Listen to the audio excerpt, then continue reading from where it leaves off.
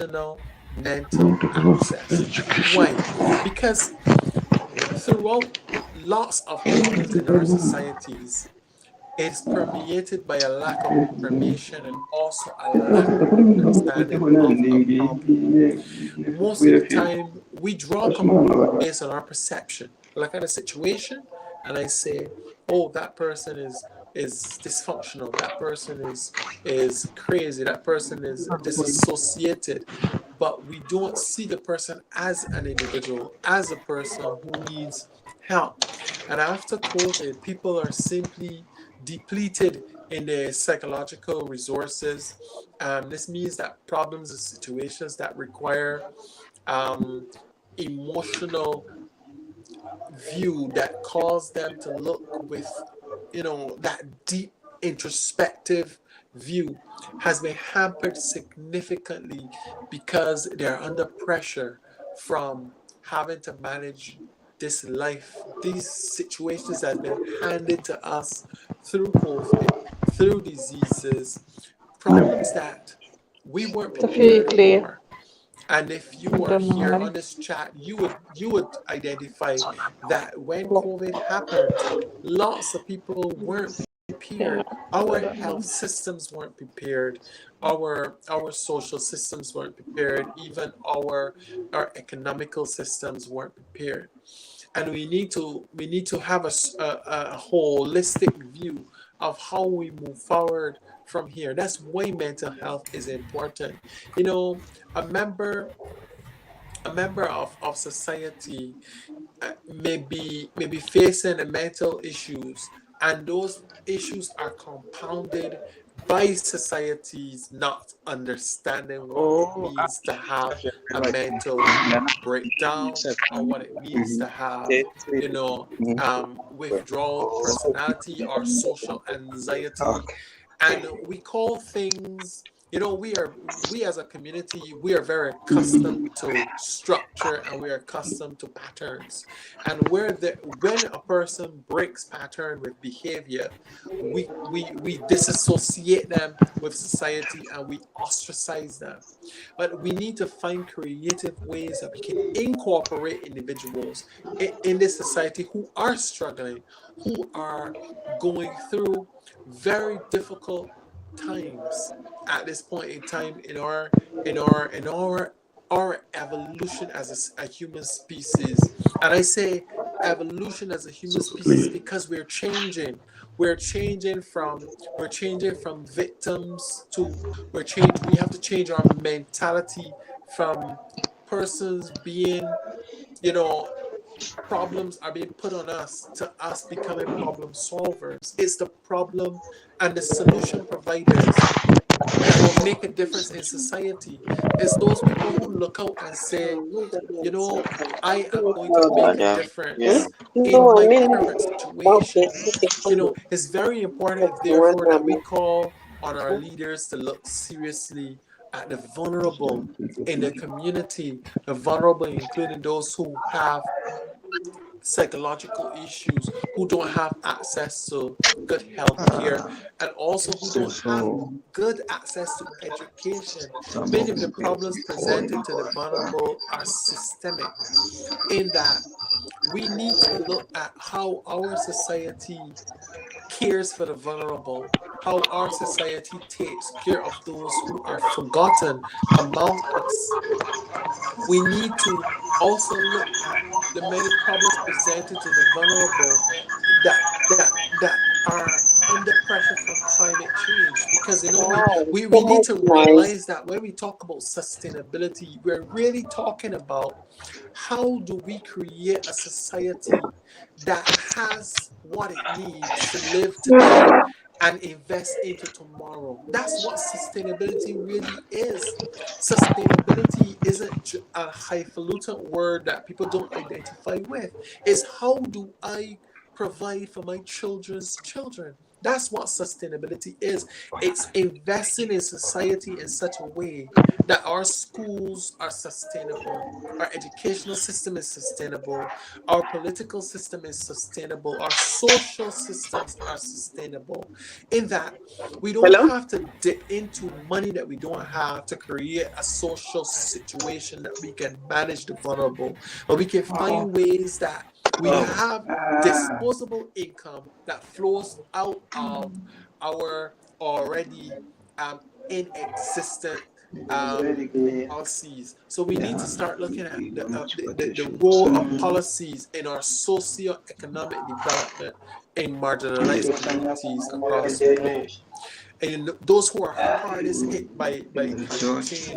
And why do we talk about climate change? Because climate change is now beginning to create an environment where people feel afraid when there's a storm. In advertisement on the television, where the man says there's going to be a storm, people start feeling stress. And so these are real issues. They're no longer relegated to just scientists. Now we as human beings, as the caretakers of our earth, have to start asking ourselves, what part do I play in managing the vulnerable among us? And this is due in part to lack of access to economic, social, political structures to ensure that the support systems are in place for those vulnerable in our community. So we need a whole community approach. A whole community approach. Then that means that we need a holistic view of the problem. We need a holistic view of the problem. Decision makers among us, these can be grassroots organizational leaders, youth leaders, these can be political leaders. Michael Kwabe, can you please mute your mic? Michael Kwabe, can you please mute your mic? Thank you so much. Thank you. Appreciate it. Thank you. Decision makers must understand that they should not stop at a single outreach, but enable multiple pathways.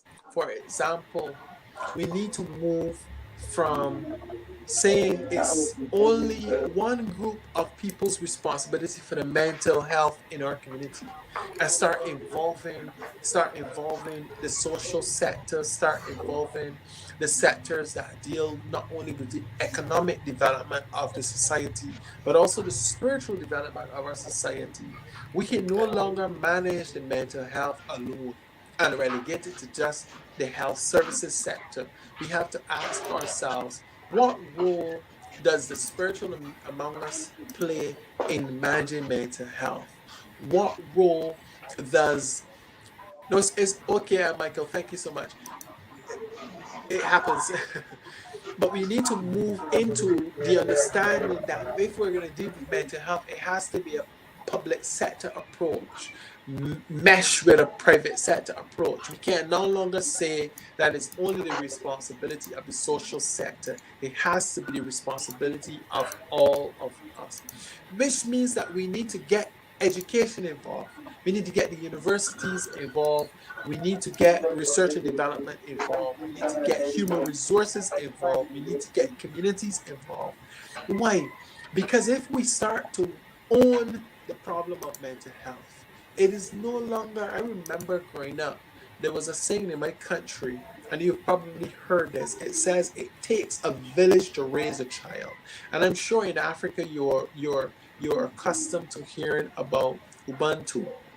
This idea of how we share resources, how your problem is my problem, is what the basis of nationalism should have been built on. It's what the basis of which we call diplomacy should be built on, and a democratic system of leading others. We need to move away from this. Well, it's their problem in that country, and it's not my problem.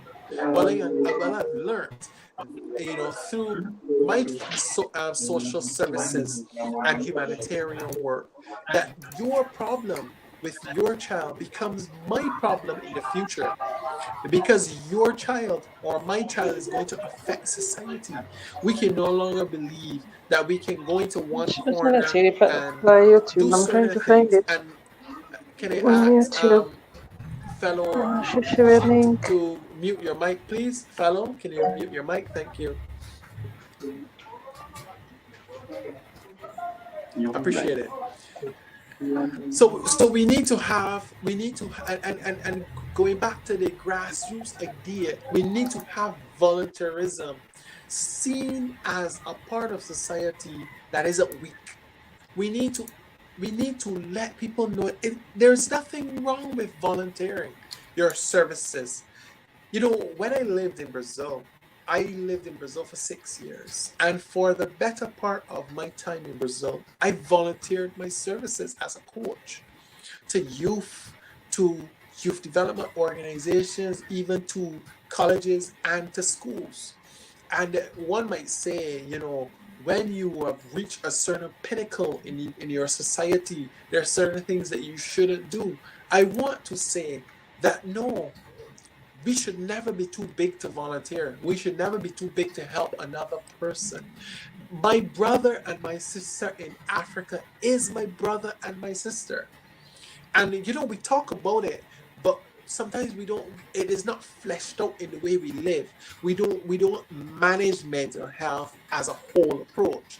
We need to get the educational fraternity, launch multiple networks of educators in civil society organizations to transform our mental health sector. We need to let mental health advocates know that you cannot approach it just as a science. You have to approach it as a social conditioning. Understand that today, as we speak right now, more girls than ever go to school. However, despite progress, women and girls continue to face multiple barriers based on gender. So if we want to talk about mental health and having a good outlook, we have to look at the issues that really affect mental health. Issues that meet us at the intersection.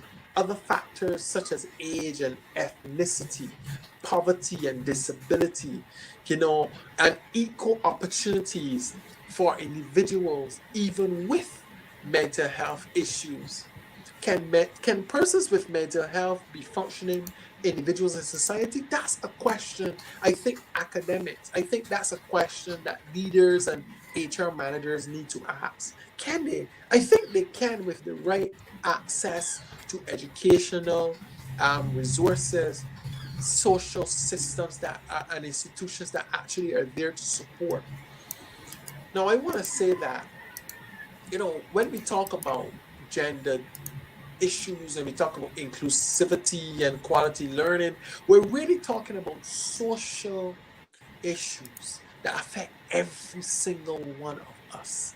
If I do not take care of my son becomes a problem for society.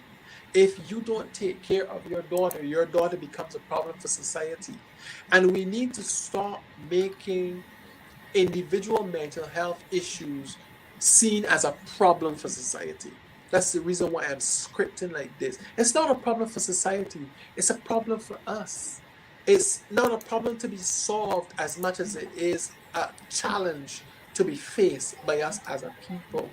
Poverty and financial hardship has to be addressed if we're going to talk about mental health. Why? Because this can lead to young people dropping out of school, work. It can lead to individuals in the workplace not being able to go to work because they can't afford to take a bus, they can't take a train. We know that when we talk about poverty, we're also going to be looking at things like food shortages. We talk about sustainability. I want to make sustainability a conversation that even a child can have, and that's what's missing. We make things in society so hard to understand, and then we wonder why people don't want to join the causes to make a difference. Well, I want to make this conversation today very, very down to earth for the simple fact that if a child listens to this conversation afterwards, they must understand that we are all going around this learning curve after COVID. After COVID, lots of social sectors had to be questioned, had to ask, what were we doing all of this time? What were our systems doing? Our systems were propping up, because they were built for our time. They were built in the 1930s. But now we need to start looking at how can we change our systems now to support the 2022s, the why generation, the generation that asks why, that questions, leadership and authority. We also need to make it known that the cost on, the vulnerable communities can not only just be financial, it's also psychological as well.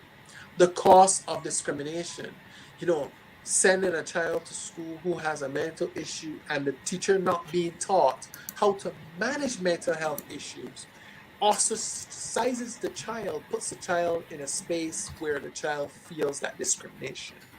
And the children, obviously, this adds to bullying, because the child who is not equipped to handle socially a person with mental health now becomes a target of bullying as well. Because entrenched in our society is an understanding that the strong get by and the weak get left behind. We need to move away from that concept and understand that if two persons are left behind, we are all left behind. The poverty mentality in our society sometimes makes us look down on the less fortunate, not realizing that there was a time where the less fortunate in our societies, families, mothers and fathers, were teachers in society, were psychologists in society. Problems happen to all of us. We have to, we have to search our own psyche and ask ourselves, am I doing enough to manage mental health in my community, contributing to mental health? So we need to move away from the me-centered perspective to a we-centered perspective. We need to get families involved in managing mental health. So we move from the social sector, we start looking at how do young people, the older people, middle age, and the very, senior among us feel accepted in society, even though they have, mental complications or have had to deal with mental health issues. Lack of safe spaces need to be addressed. If we're going to talk about mental health, we need to talk about creating spaces in society where people are welcomed with mental health, and not just placed in an institution somewhere away from society, but how do we integrate them into society so that we can add to their social ability to not only network, communicate, but also manage their social anxiety in an environment that is controlled. We also need to ask ourselves some questions. Questions such as, when we talk about educational access, what are the barriers to mental health education access? We talk about stigma, but we also need to talk about community empowerment. Where are we on empowering our community to empower the mentally challenged among us? Where does the law fit in to the mentally challenged?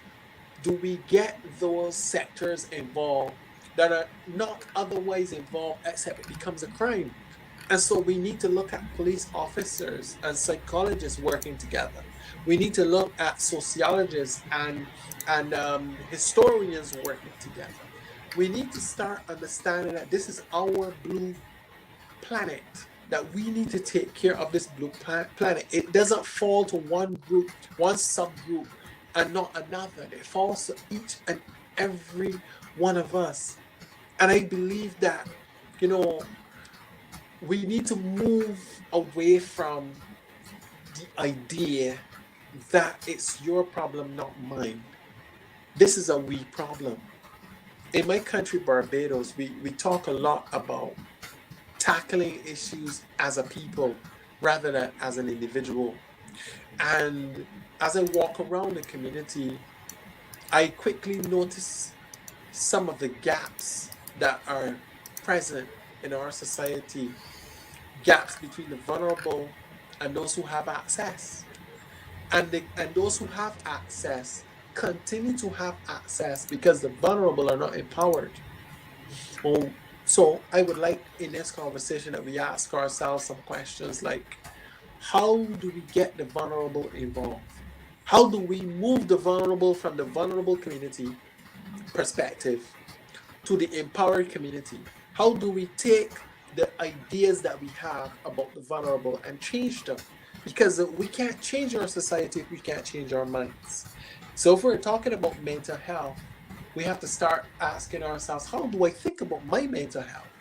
How do I think about me as an individual, as a leader? How do I think about me as a father? How do I think about me as a mother, as a sister, a brother, an aunt, an uncle? Clearly, people can play a critical role in leading initiatives that develop policies that can help bring about change. We need to involve the youth sector in mental health. Why? Not just because the youth sector is connected to social media, because sometimes young people are placed in the background until you know a problem comes up that needs young people's perspective. I want to suggest that we start getting our young people more involved in in an inclusive way of making a difference in society for mental health. Mental health can have a serious impact on our social, but it can also have a serious impact on our social, on our economic. It can have an impact on how we do business with countries. It can have, because if there's a heightened level of crime in a country because of mental health, individuals won't come to that country, won't visit that country because of the crime rates. So we can't think of mental health as a problem that is over there. It's a we problem. You know, our research has shown that small island states, coastal regions, and the poor in our community will be the most vulnerable and will be impacted the most because of lack of resources to withstand climate shocks. I have to bring in climate change. I have to talk about the SDGs because we cannot talk about SDGs in a vacuum. We cannot talk about mental health in a vacuum. We are body, soul, and spirit. That's who we are as a people, as a society. That's what we were made as. And so we can no longer say, well, it's just a psychological problem. It's just a social problem. It's just a financial problem. No, let's take a whole approach to looking at this. Ladies and gentlemen, I want to say that, the honor is really mine to be here addressing you today. It's a real honor for me to be here talking to you from my heart, because these are issues that I look at in society, and I wonder, how do we help the vulnerable among us? How do we really how do we really put policies in place that protect the vulnerable, and not only protect the vulnerable but empower the vulnerable? Because we can protect the vulnerable and not empower the vulnerable. If we protect the vulnerable and not empower the vulnerable, we will always have the vulnerable among us. But if we empower the vulnerable among us, we can change our generation. So governments must do better at capturing the real individual needs of our society. I believe that we are global citizens. Global citizens mean that I can no longer stay in my beautiful country, Barbados, and think that, well, we don't have problems of crime to that level, so we don't have to look at our neighbors.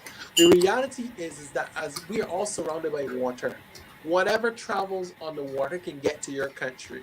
Whatever travels in a boat can get to your country. Crime comes in the form of people. Mental health comes in the form of people. And so we can't take the approach that it's your problem and not my problem. Basic education can be a tool that we can use to help us stem the problem of mental health in our society. Basic education is one of the things that I will put forward as if we can empower our educators to empower the mentally challenged among us. And if we can start changing some of these labels that we put on people that cause them to become ostracized in society in the first place, I think that we will begin to make a difference. I also would like to say that I come from a very humble background.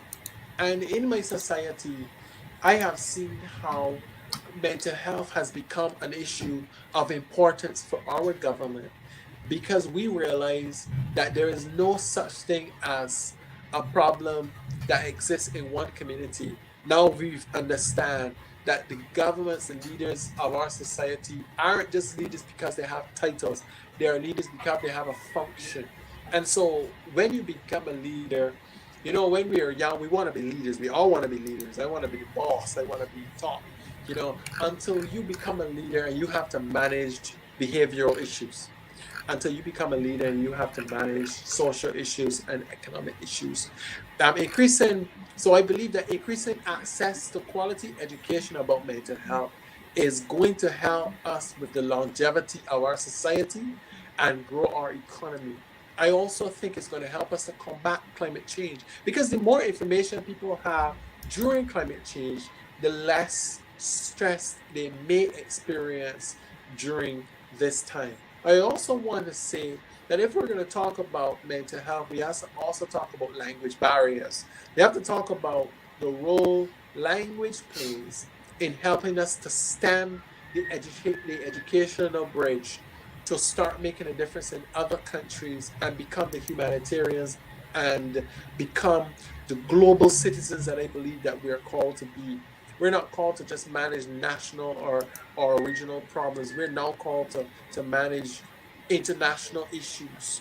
The problem of educational inequality has to be addressed because we have in our society the mentally challenged not having access to good education because they're already placed in a category that are no longer going to be effective for our society. They can no longer be functioning, contributing citizens of our society, and that needs to change. I also think that you know we need to look at the dropout rate in our schools that I believe is directly linked to mental health. I believe that if young people feel accepted and empowered, that they will take an approach. And if the leaders feel that they're appreciated, valued, and and and respected, there's going to be a turnaround. Some of the recommendations that I might have, you know, are things like the use of policy to improve laws that protect the vulnerable among us, looking at protective rights of the mentally challenged and those who are prone to mental issues as well. Not just those who have mental issues, but those who have, uh, you know, there is a known historical background that there is mental health in the family, and those can be placed in the vulnerable community sector that is looked after by society so that they don't explode into an issue when we can actually mitigate the situation in the beginning. I also think that we need to look at needs of mental health as a universal issue. And this means that issues like food and water and security and clothing, mental health should be added to that list as well. The rights of the individual is something that needs to be known and needs to be a part of the educational policies that we're talking about. So we need to make human rights, education, a part of our educational sector. And I think that this is one of the ways that we can empower our society. I also believe that we need to conduct assessments in our community and really understand what are the separative gaps between the vulnerable and the invulnerable in our society. Rather than categorize people, let's categorize the issues. Let's separate people from the problems. I also think that we need to have a community needs assessment approach, and this means that we need to get the um, child care services involved. We need to get social services involved and the police services involved, because sometimes an individual is prone to mental issues and don't know how to be a good parent because of those mental issues. And it's not that they are bad parents, it's that they weren't taught. I think that through our community needs assessment, we need to identify the strengths, and the weaknesses within our communities. We use SWOT analysis a lot to look at issues in our organizations, but what if we use a SWOT analysis to look at, you know, um, available resources in our communities to help us manage and help those who have mental issues.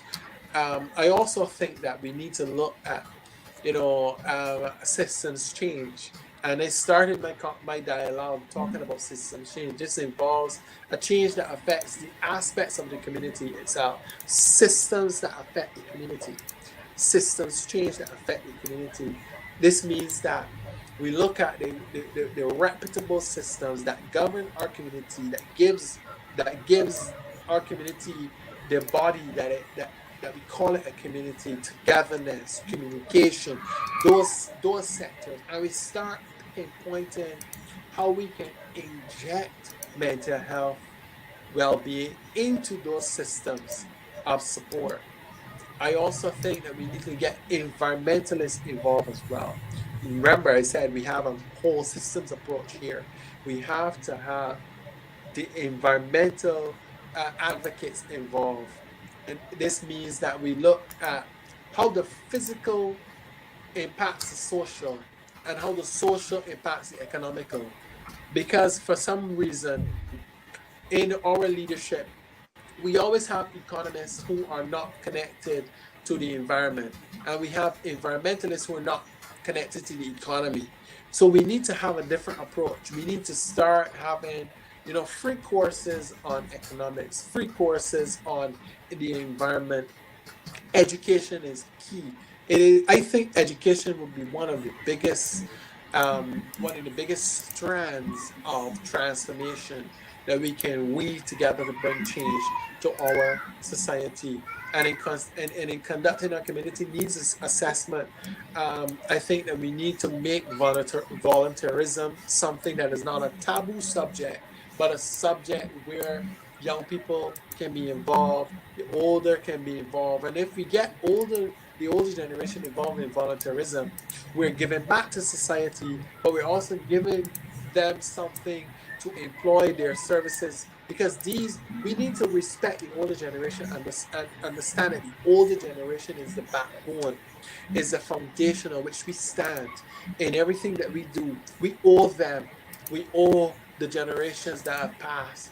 You know, whether we talk about freedom from slavery, we talk about freedom from mental oppression, whether we talk about free education, we owe the older generation, and a healthy respect has to be doled out to them and their contribution to society. So who should be involved in this assessment that we're talking about? Community members should be involved. Expert community leaders should be involved. This includes clergy, government officials, human services.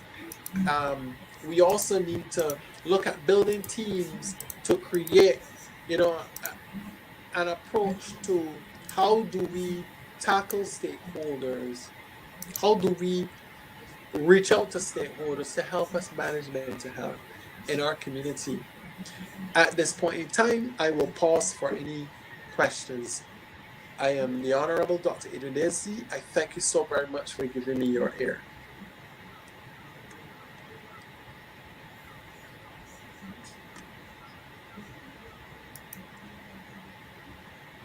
Dr. Hernandez, I turn the floor over to you. Thank you. You're welcome.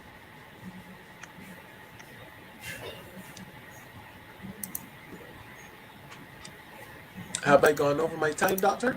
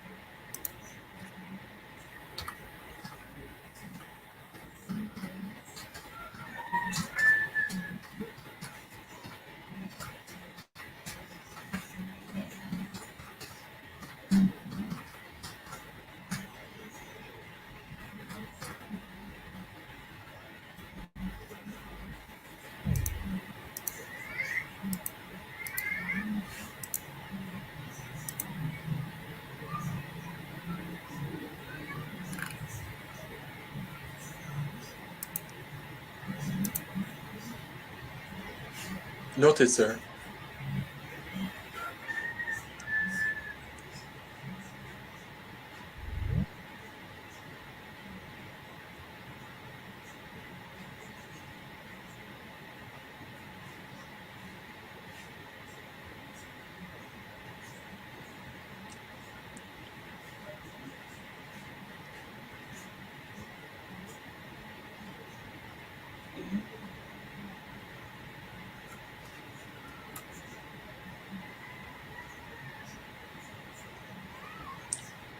We now invite our guests to ask any questions. Thank you.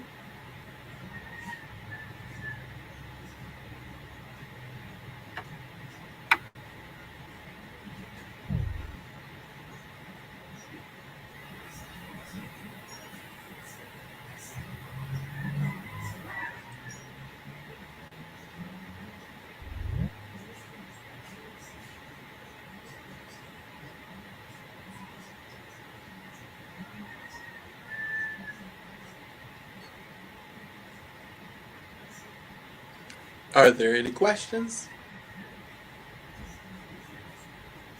Maybe your question isn't related to mental health. Maybe your question is related to just general um, perspective on mental health, or you have a question about how you as a man or even you as a woman can manage your mental health. Feel free.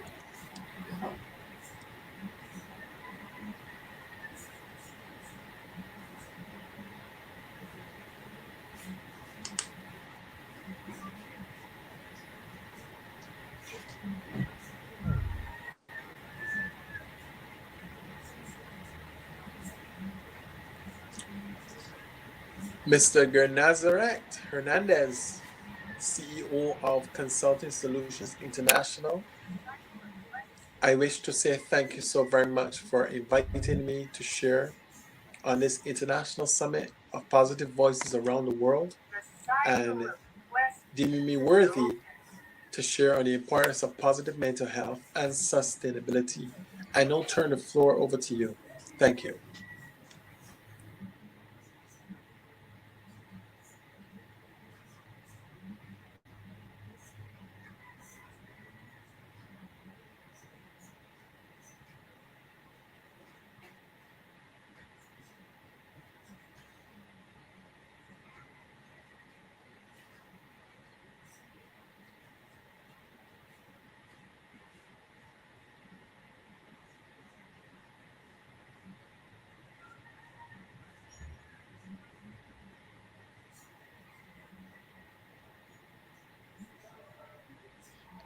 Hello.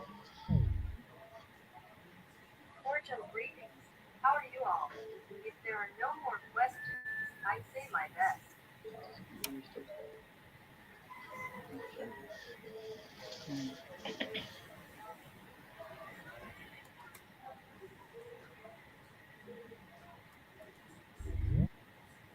Cordial greetings. How are you all? If there are no more questions, I say my best.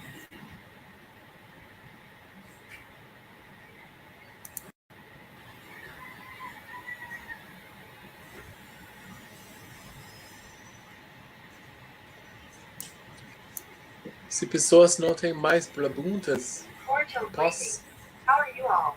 If there are grande no more abraço. questions, I say my best. Muito obrigado. Thank you so very much. Ciao, everyone.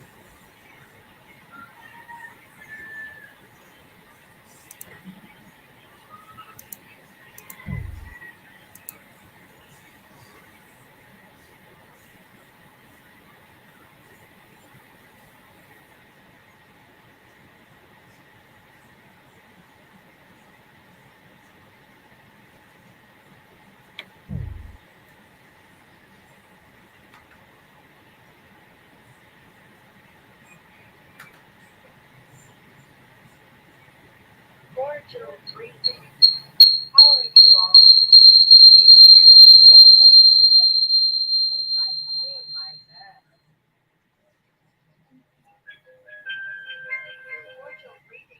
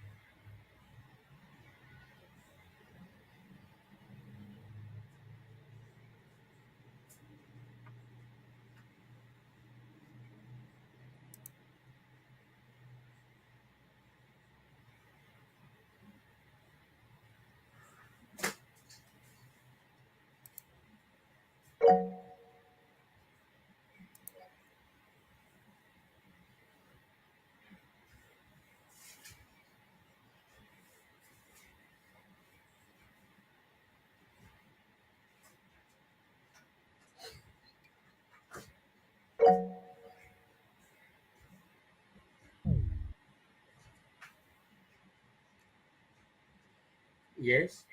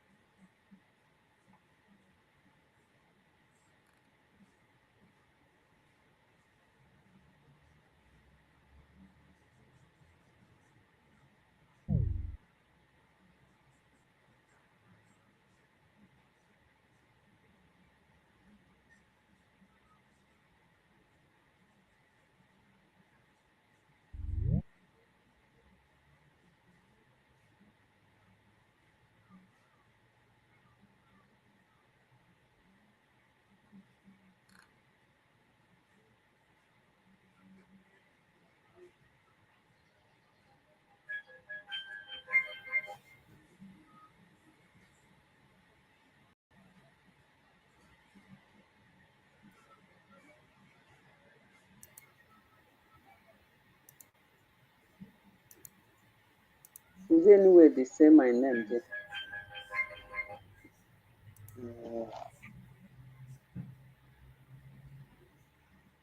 Maybe all this thing and start again. Why you know?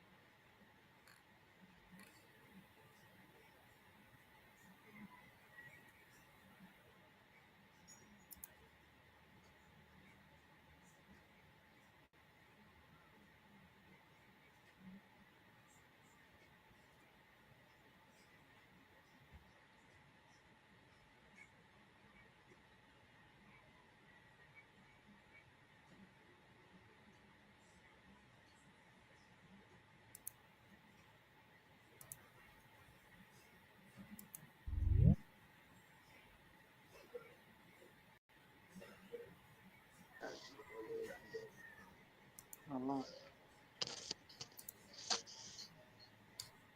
This one.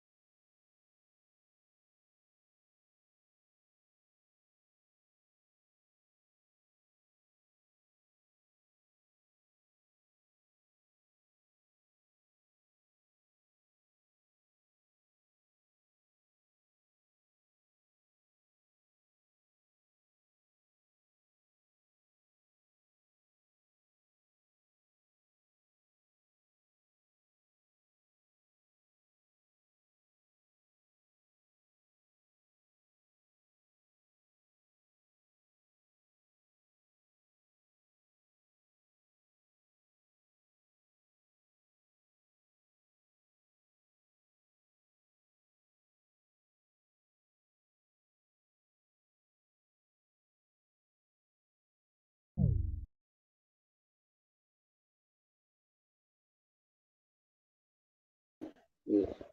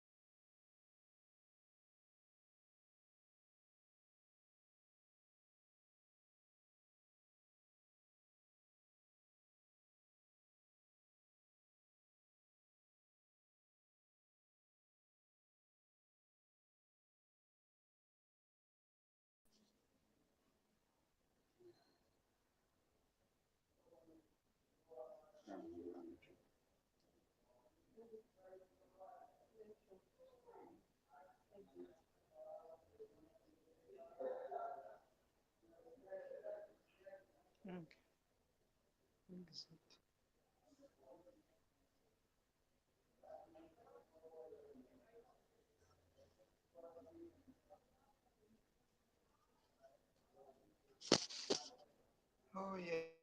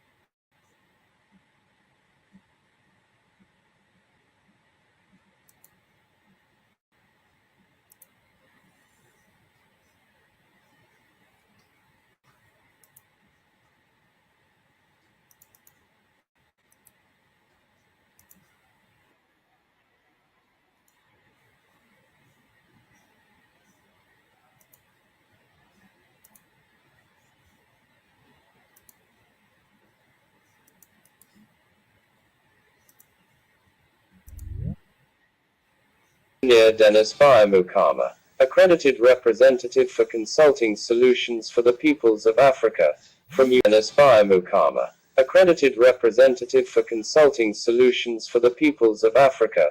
From Uganda I will be live and moderating this activity. Below the criteria of today's event. 1. Speaker by Dr. Daisley, who connects from Barbados. 2. The cycle of questions and answers will be at the end of the presentation, and they should be brief. 3. The duration of the conference is 70 minutes in total. 4. All other questions, interest in contacting Dr.